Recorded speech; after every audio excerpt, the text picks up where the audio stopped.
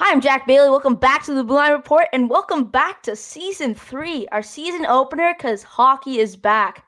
I think every hockey fan can breathe a sigh of relief that hockey is finally back. We got a great matchups for you tonight. If this goes up tonight, I'm assuming it's going up the Wednesday. If you're listening to this to the Thursday, you've already know the scores, but we got a great matchups for you in the Canadian division. We got Leafs, Habs, and then we got Oilers, Flames. But we got a great episode for you. We're going to have the guys from Not Another Leafs podcast from the Hockey Podcast Network. And we're also going to have Sens Hour from the Hockey Podcast Network to give you a season preview of both the Sens and the Leafs. So let's go first to the guys from the Not Another Leafs podcast. How you guys doing? Yeah, doing well. Happy to be here, Jack. Obviously very excited that hockey is back tonight. It's been a long wait, but nothing better than kicks off the season better than a matchup with our heated rivals, the Montreal Canadiens.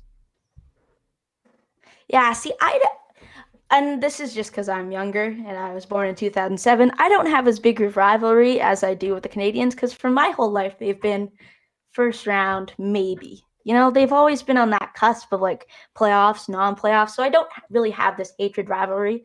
I do have a rival, like a big hatred for like teams like the Boston Bruins, and the Ottawa Senators. But yeah, I've never just, and I get that in the 90s and early 2000s. But I've never gotten that Montreal Canadiens rivalry. Yeah, so today we're going to be talking about our season preview for the Leafs. We're going to be giving you guys our predictions for how the divisions are going to go. So, what are you most excited to see for this Leafs team? B-Mac, you want to take this one or should I go?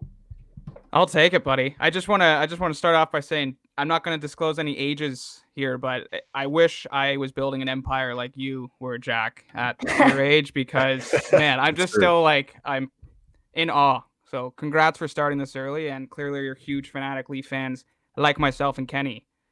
To answer your question, I think you could safely say this is probably the most competitive Leaf group we've seen in over a decade, since probably the years of Eddie Belfour between the pipes. And there's a lot of urgency, clearly. And this team, you can just tell, I think they're going to come out of the gates just roaring. And they're in, obviously, a really, really competitive division with the rearranged divisions and a condensed schedule. So it's really going to be interesting. We have some juicy matchups, obviously 5 juicy ones today to kick off the season. And you know, Kenny and I have been preaching this since post the play-in round. I mean, they need to get grittier. They need to get, more physical and meaner, really. And I think they did that. So this is their time to really prove it. It's their prove it year. Yeah. And to bounce off that, and I mean, we heard Brendan Shanahan speak on the Ray and Dregs podcast on TSN, and he was talking a lot about the balance of the Toronto Maple Leafs as an organization and how they felt after getting knocked out by Columbus last year that they needed to bring in some different elements, some different players who brought something different to the game rather than just the speed and skill game that the Maple Leafs have come to be known for. And I think that they addressed that well, particularly on the back end, adding a lot of depth guys, whether it's Lettinen, whether it's Bogosian, Rasmus Sandin expected to come up and hopefully make an impact in the upcoming seasons, plural. And it really gives this team a little bit of a different look than they've had in the past. Just a little bit more veteran presence. Those guys who are more bigger presences in the locker room who can really help to galvanize the group. And they've been through playoff series. They've been through the Stanley Cup playoffs multiple times. And that's some experience that you can't really replace with a younger group. I have a really good feeling as well about this group heading into the upcoming season. There's a lot of new additions for this Toronto Maple Leafs team, such as Jumbo Joe Thornton. You got Jimmy Vesey, Barbanoff from the KHL, Simmons, Brody. Like, this is a whole new look team, Maple Leafs team. How do you think this will differ from teams in the past that couldn't get over that first round hump? Well, certainly nobody's going to be able to say that this is Lou Lamoriello's team anymore. Kyle Dubas has put his stamp on it for the old cliche. I love a lot of the signings that he's made, particularly TJ Brody being the biggest free agent acquisition. A lot of the knock against Morgan Rielly through his playing career is that he hasn't been consistent. But when you look at the D partners that he's had, he had his best year with Ron Hainsey. Last year, he's playing with Cody Ceci, who is now on the fringe in Pittsburgh on the third pairing. Now with Brody as an established partner, and he really did a good job playing with Mark Giordano in Calgary. I think this is a really good opportunity for Morgan Rielly to vault himself into the Norris conversation on a regular basis. And you look at the rest of the signings, they got a couple of good guys out of the KHL. Lettinen has looked really good, at least in the blue and white scrimmage. And maybe it'll take a little bit of time for him to assimilate into the NHL game. But also the wingers that he added, you mentioned Wayne Simmonds, Joe Thornton. Those are the guys that bring that extra sort of oomph, not just on the ice, but in the locker room as well. And you can bet if the Maple Leafs give up 2 or 3 goals in the first, Joe Thornton is going to be ripping some people a new one in the first period intermission, which is something that this team has been lacking over the past couple of years.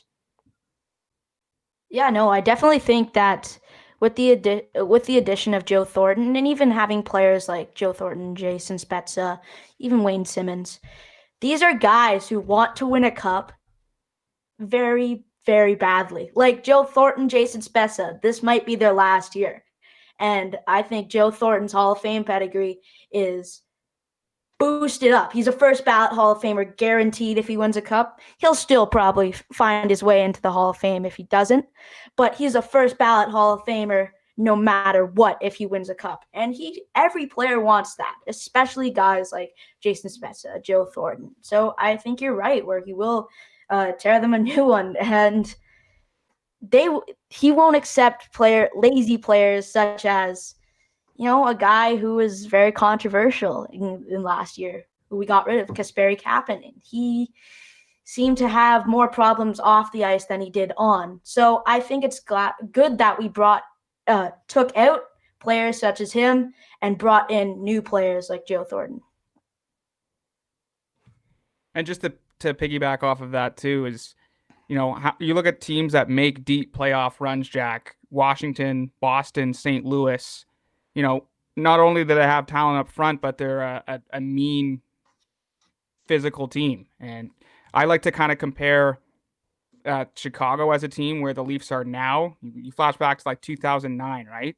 They got snipped in the semis. They came back. They okay, we have to acquire more grit. They had Byfuglien. They mixed up their top 6, kind of mixed in Kane and Taves with grittier guys like now the Leafs are doing with Simmonds, who was a really intriguing piece acquired in the offseason.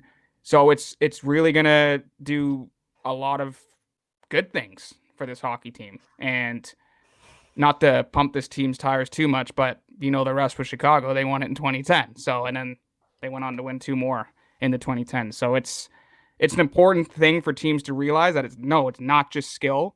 You need to acquire these meteor guys, these, in your face guys that can protect your skillful guys. So I have a question. Do you think with the addition of Wayne Simmonds, do you think that was more of a bring in grit and bring in someone annoying on the ice? Or was that more of the Toronto Maple Leafs organization hoping that he could potentially return to somewhat of his Philly days where he was more of a skilled player? That's an excellent question. I mean, you look at his Philly days, he was playing on the top PP unit with Giroux.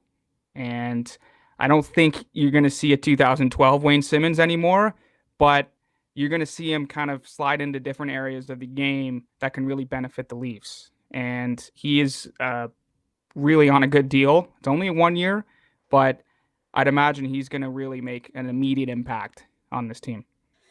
So were you surprised with sorry, go ahead, Ken. Oh, there we go. Sorry, I had it muted. Yeah, I think part of what made it so attractive to the Toronto Maple Leafs was the fact that his price point was so low. Like, how often are you able to go out and get a player of Wayne Simmonds caliber to fill in on your bottom, in your bottom 6 for just over $1 million a season? That usually isn't the case. But with the flat cap, it really drove down the price of a lot of the veteran players that were on the market.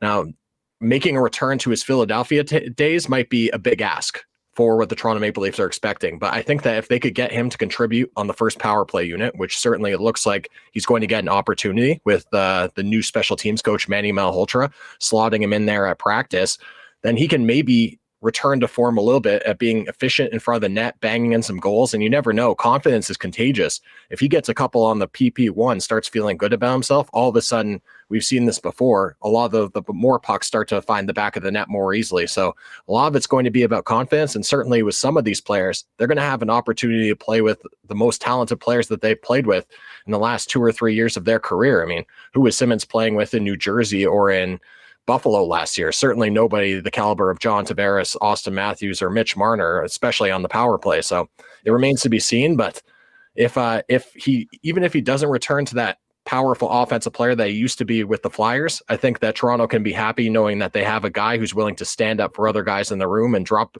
the gloves and go for the fisticuffs if need be. Yeah, no. Have you guys seen the clip that came out? I'm pretty sure yesterday of Austin Matthews, Mitch Marner, Wayne Simmons, Joe Thornton, and Morgan Riley working on the power play. So if that turns out to be what Sheldon Keefe goes to, that would mean John Tavares, probably the second, maybe third best player on this team, on the second power play unit. How do you like that? Well, William Nylander as well would be busted off the first unit and put onto the second unit. And to be honest, I don't mind it. I think that last year, and particularly against the Columbus series, this team got into trouble when their big guns weren't firing on all cylinders. Line 1, line 2 wasn't playing well 5-on-5, and the power play was just 15% efficiency in that series against Columbus. And that's what happens when you put all your eggs in one basket. I think scattering the unit and dispersing the talent evenly between the two lines could benefit both if you can end up hemming the team in for an extended period of time and then getting a line change in the middle. Also, it just keeps your second line fresh to roll out there and then maybe come back with your first line again after that, rather than just exhausting both those lines and then having to go to the third line for your first shift after the power play. So I don't mind it at all. And I think that especially with that group, you can always put them back together. If you're not having success with the second unit or the first unit's not having success, like Tavares, Nylander, Matthews, Riley, and Marner aren't going to need a ton of practice to go out there and be successful. But if this splitting of the talent does end up working out for the team, I think it could benefit both units and ultimately make this power play take the jump from second in the league after Sheldon Keefe took over to being the definitive best power play in the league. Mm-hmm. So I was really surprised that Sheldon Keefe gave the nod to new KHL signing Barabanov. Do you guys like him fitting in, or would you rather a player like Nick Robertson getting a shot in the lineup? It's interesting. I mean, I think it's going to be a rotating door for the bottom six. I mean, they have so much depth, so many guys in the pipeline who are more than capable of filling the void, but it's risky. I mean, there's been cases where Dubas and Maple Leafs Brass have done an excellent job in scouting overseas and finding good talent internationally. It failed with Zaitsev. It's really was a success with Ilya Mikheyev. So it's going to be interesting. Barabanov, he looks good. I saw a few glimpses of him in scrimmage, big body. I mean, obviously not the most flashy guy, but it's going to be an adjustment just like Mikko Lehtinen is facing, transitioning from play internationally to North American style of play. So I think he could fill a big void early, but again, it's going to change a lot as the season moves on, and it's going to really mix up. Keefe is really going to mix up the bottom six weekly.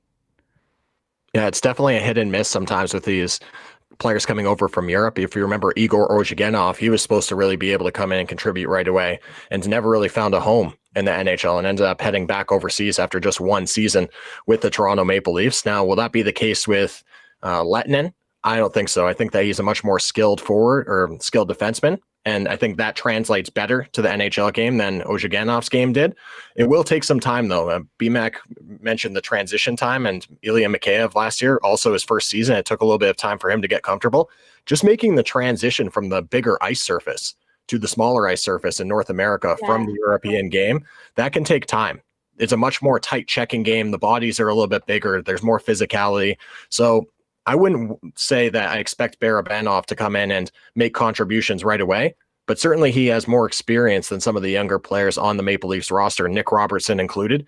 And I would expect, after hearing what Brendan Shanahan had to say the other day, he's going to give the nod, or I would expect Sheldon Keefe to give the nod to the more veteran players over the younger players. Now, that doesn't mean that Robertson won't have an opportunity. And with that cannon of a shot that we saw in the blue and white scrimmage, he certainly can make the most of it if he is able to crack the lineup.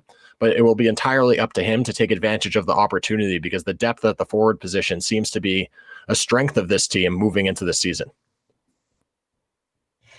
So last year, there was a guy, Pierre Engvall, who was in the lineup every game and producing and putting up points and playing fairly well. And I thought, I wasn't even thinking, oh yeah, Engvall's in the lineup. And Engvall didn't even make the taxi squad. Adam Brooks nudged him out. What happened? Well, this was Sheldon Keefe's guy, right?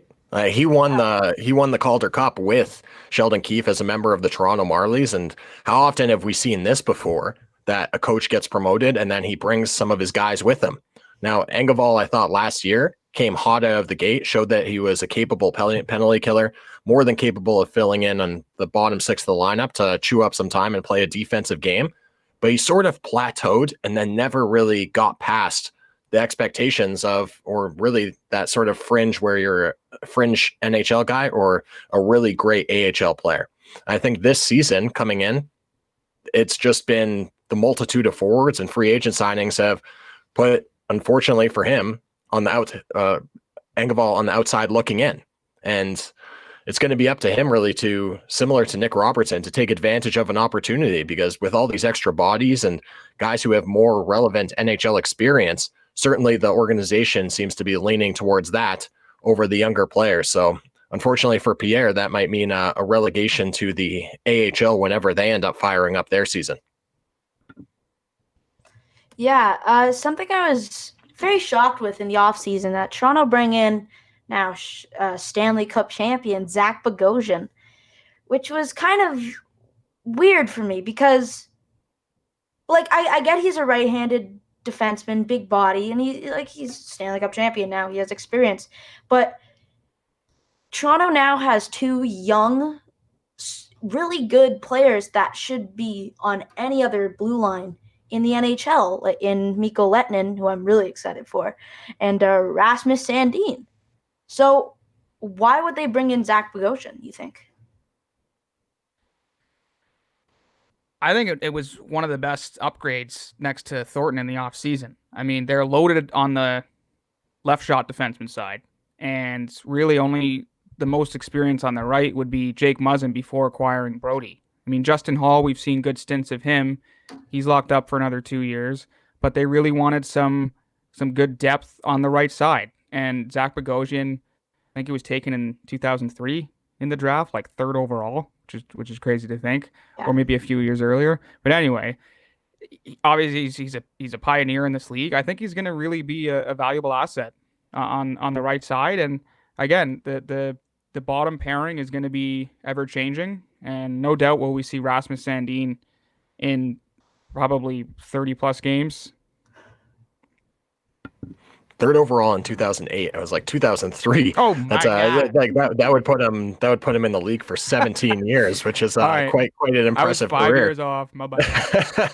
Yeah, with Bogosian in particular, I think that the Toronto Maple Leafs learned something against the Columbus Blue Jackets, and that's that defensive depth, especially in the playoffs, is an invaluable asset. We saw it at times during the regular season when Morgan Rielly went down and also Jake Muzzin went down because of injury. They didn't have the depth on the back end. All they had really was the specialist, Martin Marincin, to plug into the lineup, who clears waivers with ease every time the Toronto Maple Leafs try to send him down. He's not really an NHL defenseman.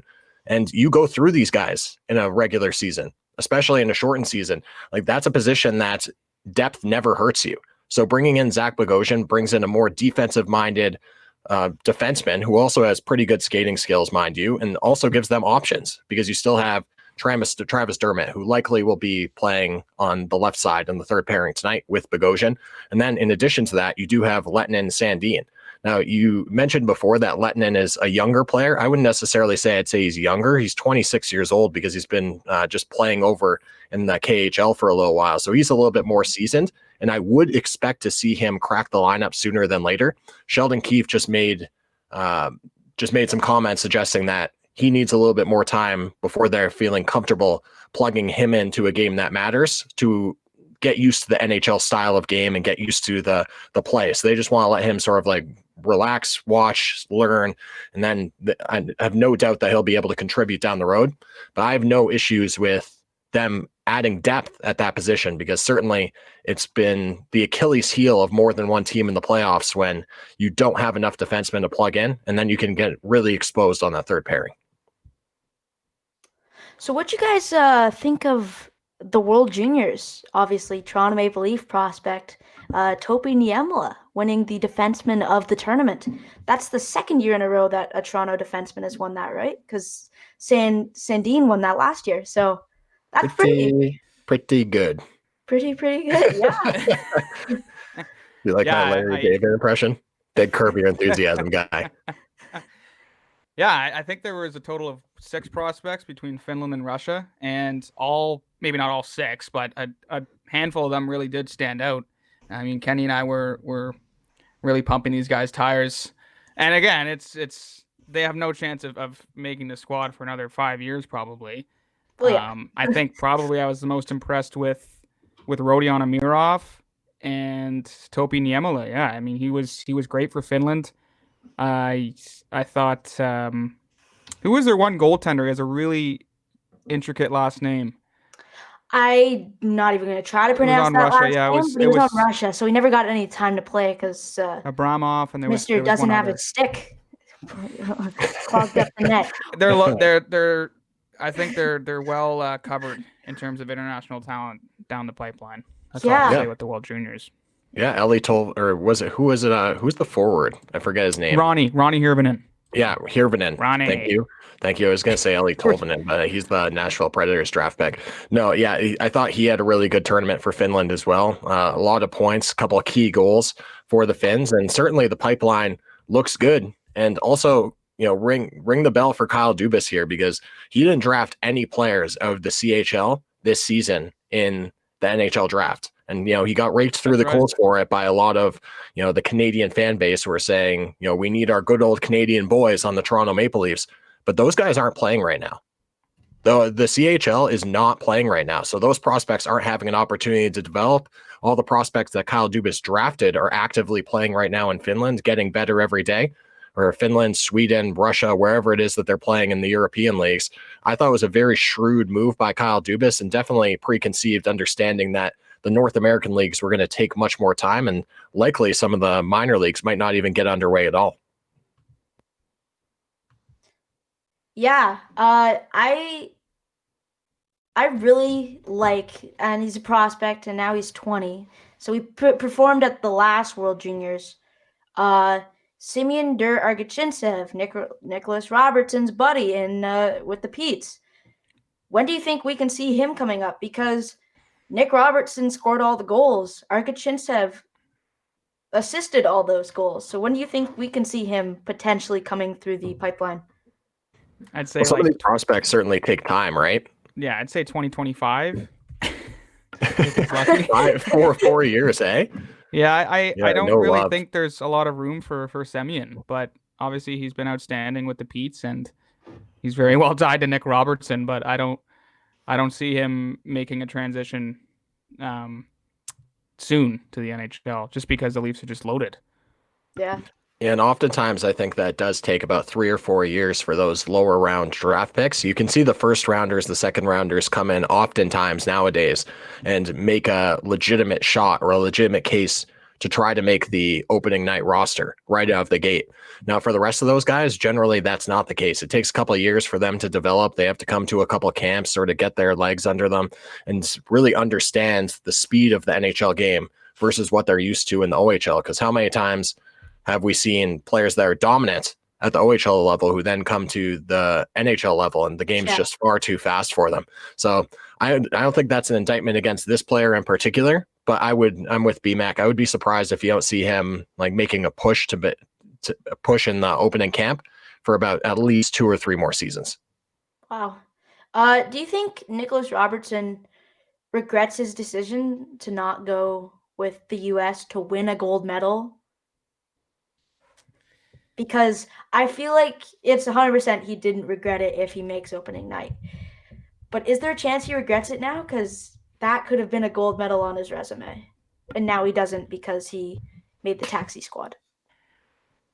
It's interesting. Like it's really an interesting question, man, because I feel like even if you haven't spent much time in the NHL, once you've adapted and been drawn in by this team, drafted, you've made that next step. I don't think Nick was like, I don't want to go backwards. I'm trying to earn a deserved spot on this roster. And for me to kind of go back, even though I'm really well acquainted with these guys on the ice and off the ice, I don't think there was much regret from Nick Robertson, considering where he's come. And he's going to have a huge opportunity to really firm a spot this year on the Leafs. And let's not forget that this wasn't just on Robertson. Like, he definitely had conversations with Brendan Shanahan, with Kyle Dubas, with Sheldon Keefe about what his opportunity was going to be with the Toronto Maple Leafs entering this season. When you look at a player in Chicago like Kirby Dach, who unfortunately was injured, but that's not why I'm bringing that up. It's like, obviously he established himself at the NHL level last season, but then still chose to go and play at the World Junior Tournament with the Canadians. And obviously Stan Bowman and the Blackhawks will be regretting that after he broke the bone, and looks like he's going to be out for, I believe they said at least 4 or 5 months before he's recovering, had to have surgery on the wrist. But these guys have so few opportunities to represent their country at the international level at these sorts of tournaments. Particularly, Brendan and I have discussed this on our podcast with the IOC and the NHLPA and their negotiations. There's no guarantee that the NHL players are going to be allowed to play at the Olympics or for the foreseeable future. I believe for the next one, they've already negotiated it, but it seems like they go 2 years on, 2 years off with those negotiations. So for a lot of these guys, this is going to be their best opportunity to lock down a gold medal as a member of Team USA or Team Canada or whichever team they're representing. I think for Robertson, he might regret that some of his boys have the gold medal, but at the end of the day, he has a very promising NHL career. And if the Toronto Maple Leafs are able to meet their expectations in the next 2 or 3 seasons, then I don't think he'll have any regrets if this team is able to, if he's able to notch his name onto that Stanley Cup. So do you guys want to do some predictions, division predictions? By all means. All right. So I'll leave the what's it called? It's the Scotiabank North Division for last. We can start with the West Division, if that's all right. The Honda West Division. The Honda West Division. I don't have the sponsors up in front of me. I should probably get that. Here we go. Yeah, the Honda West Division. So the top teams in this division are obviously the Colorado Avalanche, Blues, Vegas. So I want you to give me your top 4 and then your last place team. We don't need to go through all of the teams in the division. After you, Kenny. Well, the top 3 in no particular order, although I would suspect that Colorado will probably come out on top of this one. I suspect that it'll go Colorado, Vegas, St. Louis. The 4th team is kind of up for grabs. I don't think any of the California teams are really going to do anything, although, if San Jose is healthy, they might make a push for that 4th spot. But, I'm going to go out on a limb and say that the Minnesota Wild, are going to be the 4th team that competes for that playoff spot. I like that they're trying to get a little bit younger with their roster, moving on from some veteran players. Obviously, their captain, Mikko Koivu, leaving this offseason to join the Columbus Blue Jackets. I just like this group, and I think that Bill Guerin is some fresh blood in there that's going to get this thing on the rails for them. The last place team for me is going to be the LA Kings. I just think that they've got some young players in the prospect, but they have some boat anchor contracts that are going to prove difficult to move, especially with the flat cap. They're just an older team that ended up having to pay their guys after a couple of cup runs, and they're paying for it now. Yeah. I definitely think Minnesota, they're the most meh team in the NHL. Like, they're always going to make it to the first round, and they're always just going to lose in the first round. And they're kind of like the Orlando Magic. Like they'll flirt around with you in the first round. They might take a game or 2 from you, but nothing serious. And then they'll be like, okay, we'll go golfing. Yeah, it's a terrible place to be as well, because if you sort of make cuts, if you make the the ninth seed, or then you miss the playoffs, or you finish 10th, or even if you make it in at the 8th seed and then you just get pummeled by whoever is number one, you don't ever get any good draft picks. You just end up in that proverbial cycle where you're picking, 12th, 13th, 14th overall, 15th overall, and all the best players, the bona fide top end talent, the franchise guys are taken off the board. And then you end up with sometimes a player that can't even contribute if they don't end up panning out down the road. So, yeah, I'm with you on Minnesota. They're a perfect team example of mediocrity, which is why I have them finishing 4th, and they're going to continue that trend moving forward. Okay, I'm just gonna snip the non-qualifying teams because Kenny and I are always taught analysis over prediction. Now I've also predicted the North Division, but I'm gonna be quick about this. I'm gonna snip Minnesota, LA, Anaheim, Arizona.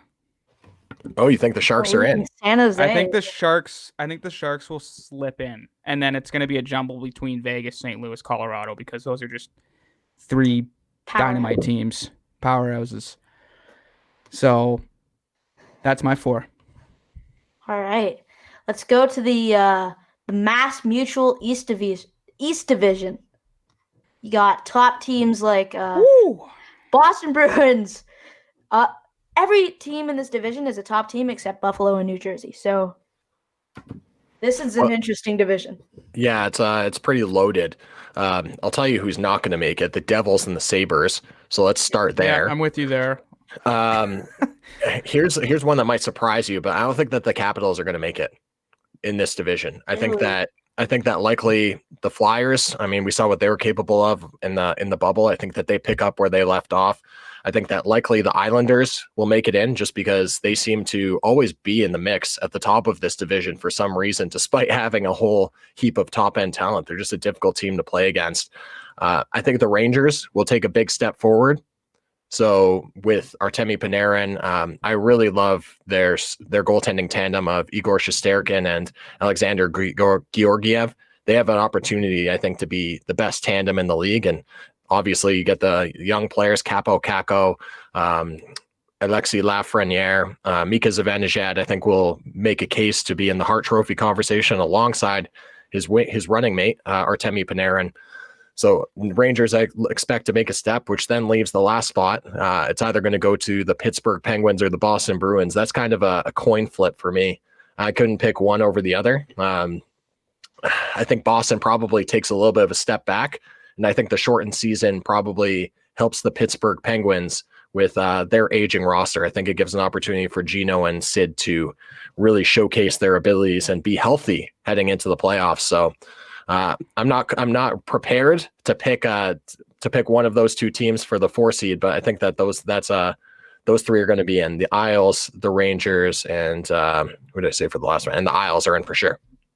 I think I'm going to snip Buffalo, New Jersey, Islanders, and Philly. I think the Rangers can slip in there, be a sneaky playoff I think so team. too. Yes, guy. We like to hear that. Georgiev and Shesterkin, they're going to be They're unreal. What a tandem that is. What if it comes down to for Rookie of the Year, Lafreniere or Shesterkin? Who do you think Rangers fans want to see as the Rookie of the Year? Well, that's a good question. I think that I was actually talking about this last night on a friend of mine's pod, the Locked On Leafs podcast with Mike DiStefano. I think Shesterkin can make a legitimate case, but what's going to hurt him is that he's in a goaltending tandem. If Georgiev ends up taking, 20 starts, 36, then is that enough starts to definitively put him in the conversation for the Calder vote? And there's going to be a number of other young players. Your boy Zegras, I think, could make an outside push for the Anaheim Ducks if he's able to come in and make contributions right out of the gate. But this is such a difficult award for a goaltender to win. But if there was a goaltender who is capable of it, I think it's Shesterkin, who has been extremely successful. I believe he has something to the tune of a 800 winning percentage if you average out every stop that he's had through his pro career.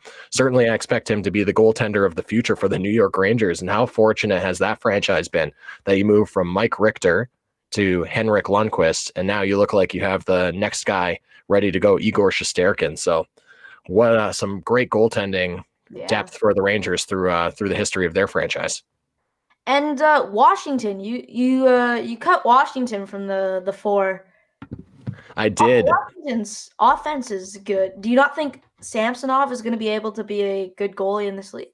Listen, I'm on the cusp with the Capitals, and basically I'm running under the predisposition that these guys showed up in the bubble in Toronto and were more interested in having cocktails at the Royal York, on the rooftop of the Royal York next to the pool, rather than competing in the Stanley Cup playoffs.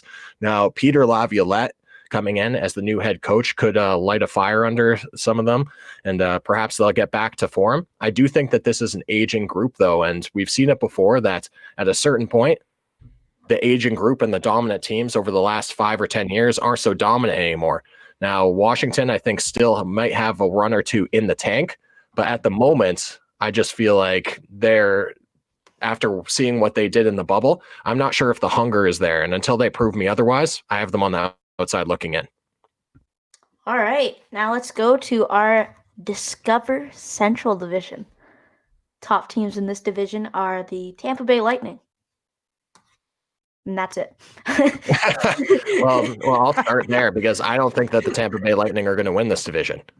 I think that with Nikita Kucherov out for the season, Stamkos coming back, but he's had tons of injury problems over the last several years of his career. So he needs to prove to me that he can come back and be the dominant player that he once was. I love the Carolina Hurricanes in this division as the underdog to take home the first place in the Central and then make noise in the playoffs. I think that Rod Brind'Amour, their head coach, has gotten the most out of this group over the last several seasons. They've got young studs who are ready to take the next step. Sebastian Aho, Timo Teravainen, and Andrei Svechnikov. Their back end is one of the most mobile decors in the league, able to advance the puck. And the goaltending tandem has looked excellent with Reimer and Mrazek. I really like this Carolina Hurricanes team. I think that the Lightning probably slot in second behind them. And then it's just kind of the old jumble. I think the Red Wings are out. They're in the bottom. The Blackhawks, I don't expect much out of them. The Panthers could compete for one of those playoff spots. I expect them to maybe be in the 4th or 5th seed. I think that the Dallas Stars might be on the outside looking in, which would surprise a lot of people after they made the Stanley Cup last year. But they don't have their starting goalie, Ben Bishop. He's expected to miss a fair amount of time entering the season, and they're also going to be out without their number one center, Tyler Seguin, for an extended period of time. And I don't think that they can be missing either of those two players and have the same success that they had last season. So let me just pull up the list of players here again. I got too many tabs open now on my tab. I'm the tab master. Yeah, so I'll go that the Canes 1, Lightning 2. I think that the Jackets will sneak in at probably 4. The Panthers will go 3, and then we'll have who misses it: the Blackhawks, the Stars, the Red Wings, and the Preds. Wow, hot takes. You like that? That's the spicy hot take. I came up with that one last night, that the Canes are going to win the Central. Piping hot takes. Brendan, do you have as hot takes as Chicago, Detroit, Florida, Nashville all get the snip. So Carolina, Dallas, and Columbus, does Tampa win? Tampa is going to be. I could see them. No, I could see them winning the division easily. Okay, cool. I know they don't have Cooch, but they still pretty much have the exact same roster and a healthy Stamkos from their cup run. So I still see Tampa Bay finishing first in that division. That's you going out on a limb, eh? I could see the defending Stanley Cup champions winning their division. Gonna go out on a limb here. I'm not going on a limb. It's pretty much it's 1 or 2. They're not getting anything less. They're going to make the playoffs either way, and if they can't get Kucherov back for the playoffs, watch out, because this team is just so deep and unreal. Braden Point, Kucherov, Steven Stamkos. I believe that Andrei Vasilevsky is probably in line to win the Vezina this year if he can put together a similar year that he's done over the last couple of seasons. I mean, they're an unreal team. Hedman, I would expect, is probably the front runner to win the Norris. And if I keep talking, I'm going to convince myself that the Tampa Bay Lightning are actually going to win the division, so I'm going to stop. But I think for this team, it's all about playoff success. I don't think that's really going to matter what they do in the regular season, and they're certainly going to make it into the dance. And if I were anybody in that division, if I were anybody in that division, yeah, I would not want to be seeing either Tampa Bay or Carolina in the first round of the playoffs. No. God, no. So my favorite, like everyone's favorite division, most excited division, the Scotia North Division. Now, not Scotia. Just Scotia. Should we go bottom Scotia to North. the top, Jack? Bottom to the top. Let's do it. Okay. All right, roll it out, boys. Let me just get my notepad out here. My You're going Alright. bottom. notepad. You're going to go bottom to top. I'm just going to throw some stuff out there. I think that Toronto's the best team in this division. I think that they're going to win the division, and they should win it fairly handily. After that, is sort of shuffle the deck and see what comes out. I do think that the Flames and the Montreal Canadiens will likely both be playoff teams and probably slot in right behind the Toronto Maple Leafs, and that will be your top three in the division. Then it's going to be a contest for that 4 spot between the Canucks and the Jets, in addition to the Oilers. The Oilers' goaltending depth, I'm not sold on, albeit they're going to get a lot of wins just because of those 2 horses they have in the forward position. But I think that Edmonton likely, with missing Oscar Klefbom for the season, I don't think that they're going to get in. I think that they're probably on the outside looking in. The Canucks and Jets, it's kind of like flip a coin again. I love the Jets forward group, but I don't know, can Connor Hellebuyck duplicate the effort that he had last year when he won the Vezina? I'm not certain, and the Canucks had obviously the Cinderella run in the playoffs, so everybody's feeling good about their chances, but they lost a lot of players in this offseason. They basically had their whole roster picked over by the Calgary Flames. So if I were forced to choose, I'd say Winnipeg slots in there at 4. Then you have Edmonton and Vancouver. I don't think it's any surprise that everybody has Ottawa in the basement, although I would not be surprised if Ottawa finished in 6th ahead of one of these other teams, because you never know what happens. Injuries happen. I think the addition of Matt Murray should solidify the goaltending position, and they're a very youthful team.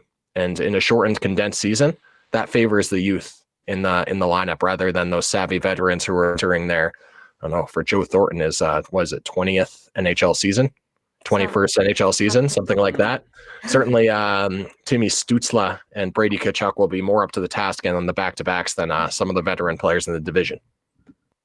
So From let's 7-1. Oh, I was going to squeeze in mine quickly, Jack. Sorry. Go ahead.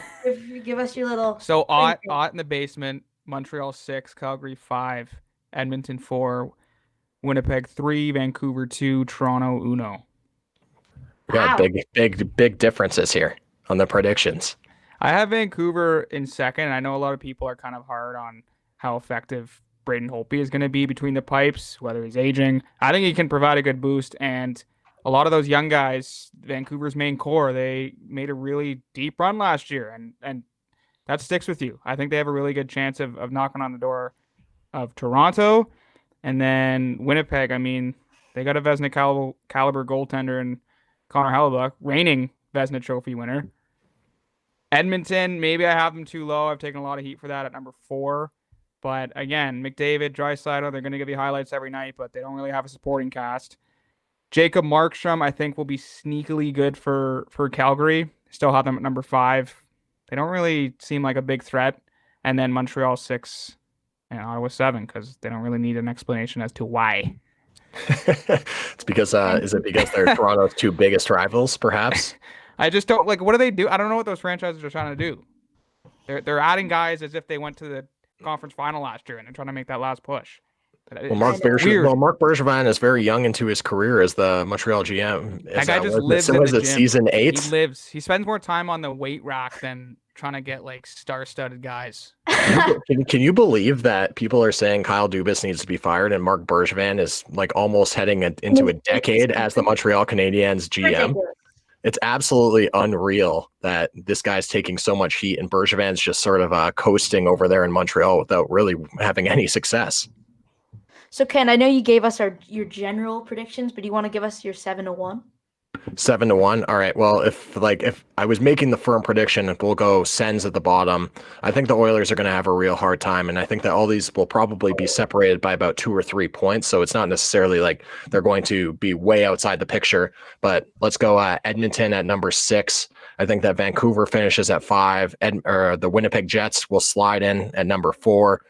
Which leaves who's that leave? That leaves Montreal at number 3. I think I had them at number 2 actually, and then Vancouver I think will slot in in the 4 spot or in the 3 or 4 spot, and then the Toronto Maple Leafs. Number 1. So the Oilers. So who do I have out? The Oilers, the Sens, and the Canucks. I feel like I just got so confused, like doing the 7-1. But the Leafs, the Canadiens, the Flames, and the Jets are in. I'll give you my 7-1. I have last Ottawa. No doubt. They're just worse than every team on paper. You're in a rebuild. Yeah, exactly. And you can't fault them for that. 6, I have Winnipeg. They're not good enough. Their best defenseman is Josh Morrissey, which is not okay. 5, I have Calgary. Calgary, I don't think you can lean on. You have a few good defensemen. I really like your goaltending tandem, but that offense, Matthew Tkachuk can't be your only guy. And I know you guys have Johnny Gaudreau and Sean Monahan, but they had garbage seasons last year. So now you have to bet on 2 guys having bounce back seasons. And that's your core for your offense. 2 of your 3 main guys, that is your offense, now has to have a comeback season, has a bounce back season. I don't know if you can bet on that. It's probably their last shot, right? Like if they don't get it done this year, then it's time to break up the band. Exactly. So I think for my 5, no, this would be 4 because it went Ottawa, Winnipeg, Calgary. So this is my 4. So I have at 4 Montreal. I think they're going to sneak in. I think they're going to be pretty good this year. Marc Bergevin, as much as you guys, I like to, and I think a lot of people like to hate on him. He's added some good pieces in Tyler Toffoli, Jake Allen. I really like the goalie duo of Jake Allen and Carey Price. I think they can be a very dynamic duo, making sure that Carey Price is not playing all 56 games. And then at my number 3, I have Edmonton. I think you're never going to be out of the playoffs when you have Connor McDavid and Leon Draisaitl. Arguably, they have been since 2017. They got to get their blank together. 1 and 3. Well, in this type of scenario, when you're only playing these 7 teams and you have the 1 and 3 best players in the NHL, you're going to make it. So I believe they're going to be really good this year. I like your Montreal at the 4, though. I could see them being a sneaky team. Like they did make some really seriously good additions this offseason, so they could slip in there. I hope I'm wrong. I hope my predictions are wrong. The reason I think Edmonton is not 2 or maybe even 1 is they have no goaltending. Mike Smith and Koskinen are just not it. But they have too much offense. Klefbom is going to be a real big – it's going to hurt a lot. But you brought in players like Tyson Barrie and Kyle Turris, Senators legend. I think those guys will make up for you guys they're lost. Maybe not in the playoffs. I don't know if it will translate to the playoffs, but at least in the regular season, it's going to be – I think they're going to be in 3. At 2, I got the Vancouver Canucks. Pedersen led. I'm with you. Yeah, exactly. I know a lot of people have thought their Cinderella story is all just overhyped and it was just the situation, but this is another situation.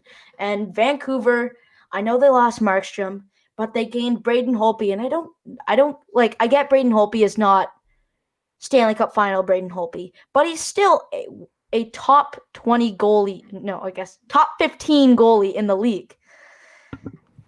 You think so? I believe he is a top 15 goalie in the league. He's not a top 10. He's not a top 5, but I believe he's a top 15 goalie in the league. He will be really good. And then he'll be good for what he needs to be. And then Thatcher Demko, if Holtby sucks, Demko can come in and back him up. So yeah, they've got something. Man, in you Demko have there to. for sure. You have to go to the College of Sports Media. Like, just don't even go to high school. Just go look at. I was telling Jack about this program, Kenny. And we are 2 alumnists. We're part of the alumni of the College of Sports Media. It was our alma mater, if you will. Yes, it was our alma mater. You got it, like, seriously, man. Like, wow. I'm just blown away. How long have we been going on this? For like an hour? Pretty close. I think producer Nathan, like where are we at? Yeah, it seems like we're about 53 minutes if we started right on time for 3 o'clock. I but can yeah, just it's see you pretty at good. this program, Jack.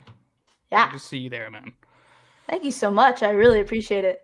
And then my number, back to my Canucks. The Canucks, Yeah, they're sorry, to cut just you off really there. good. Oh, no problem. Nate Schmidt, they stole that from Vegas. They're just, Yeah, that's true. That was a robbery. you have Besser, Jimmy Benning. Horvat, and Pedersen. Jimmy Benning snuck into into the arena. Was it T-Mobile Arena down there? Yeah. And just stole the lunch right out of the Vegas Golden Knights. He stole their lunch like with Gang Nate Schmidt. What was a 3rd round pick? Like Yeah. Unbelievable Yeah. work. That was a sneaky acquisition in the offseason and unreal because it really helps their blue line. And like with the other young player, Quinn Hughes, who I think will be in the Norris conversation sooner than later. They're starting to have some really nice young prospects there. That's a nasty team. I think of Horvat, Pedersen, and Besser, and then you potentially have one of the better defensemen in Quinn Hughes potentially coming back. And I think Brendan just left our meeting. Yeah, he did. He didn't like my explanation. He didn't like my Canucks explanation. That's okay. No, yeah, he had to check out because of he had the Canucks a little bit lower than you. But I'm assuming that means you have them at number 2. Then we all know who you have at number 1. And then at number 1, my beloved Toronto Maple Leafs, right here. Yeah, very good. They're just so good, man. This is our year. This is our year, and Brendan's back. Welcome back. We're just talking about how Toronto is going to win the cup this year. This is our year. This is the year we go all the way. We got Boston not standing in our way. Where's Chara? He's not here. Where's Krug? He's not here. Gone.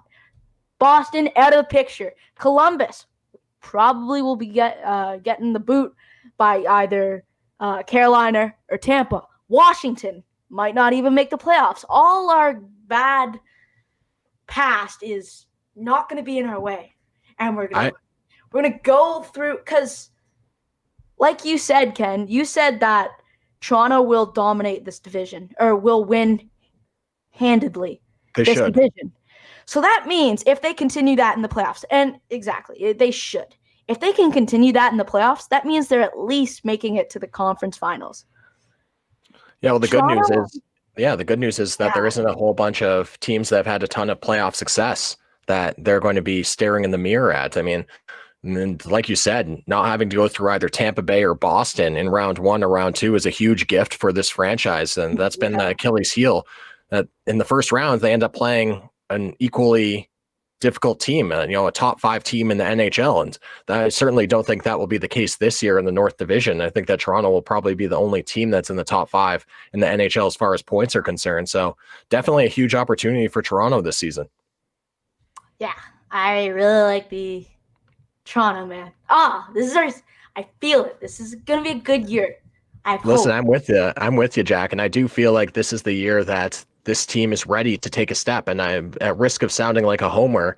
I would be surprised if this team didn't make it to at least the Eastern Conference, or whatever they're calling it. I don't even know which other division we're going to be playing as with the new formats. It's not the Eastern Conference Finals anymore. It's going to be like the Scotiabank Honda Division Finals or something, something to the tune of that. But I would be surprised if Toronto didn't come out victorious in the North Division and then also win the first 2 rounds against their North Division competition to make it into the final 4 teams this year. And if you can make it into the final 4, anything can happen. So big opportunity for Toronto, and certainly the pressure will be on for Kyle Dubas and this group, because if they aren't able to at least win up a round this year, then it's going to be the pitchforks and torches down Yonge Street, the old Simpsons mob. And we're walking down to Scotiabank Arena to try to yank Kyle Dubas out of there. Yeah, I realize this is a change of tune from August, when in Game 4 I was asking my TV not to give me hope when Toronto was coming back. So yeah, there's definitely a change of tune because we added Jumbo Joe Thornton. He's going to be a Cup champion. Wayne Simmons going to be a Cup. We're winning it all. It's happening this year. I like the bold prediction, Jack. And, there's a couple other tough teams that are going to be difficult, whether it's Vegas, whether it's Colorado. We noted the St. Louis Blues as being, only 1 year removed from being on the throne. There's a number of teams that I could see, making the Cup final this year, but Toronto is certainly one of them. Well, thank you guys so much for coming on the podcast. I really had a great time. Thank you, Jack. Yeah, Good thank man. you for hosting. And we were actually discussing last night after you had reached out to have us on. It's a very impressive guest list that you've had on this podcast. I believe I saw James Sabalski. I saw Oral Cop. Ken Reed, Yeah, World Mark Cup. Borowiecki. Like, it's an impressive list. And I just want to echo BMAC's statements earlier. Keep up what you're doing, because obviously you're doing a great job at it. You're a very knowledgeable young man. And I expect big things from you in the future as you continue on this journey. And the earlier you start, the better off you're going to be. Obviously, you got the jump start on it, and keep doing what you're doing. We'd be happy to join again in the future and a little bit later down the road and take a look at how our predictions are panning out. Yeah, we'd love to have you back on the show. Had a great time. Do you guys want to plug your social medias, podcast, all that stuff, all that fun stuff? Yeah, Kenny, sure. take it Follow away, us on bud. Twitter at LeafsPod for Not Another Leaf podcast. We have new episodes on Mondays and Thursdays on the Hockey Podcast Network. And you can toss BMAC and I a follow at BMcCarthy95 and at Ken Stapon on Twitter. Thank you guys so much. When we come back after the break, we talk to Sens Hour for our Sens season preview. Thanks, guys. Bye. Hey, guys. So unfortunately, we couldn't get the Sens Hour this week due to scheduling conflicts on their end and our end. So we will hopefully be having them in the next few weeks. So that's going to do it for this episode. We will be posting this Wednesday. We'll have a great episode coming out for you. And thank you so much for the support. We're so happy to be back for Season 3. Wow. I feel like we just started the podcast yesterday.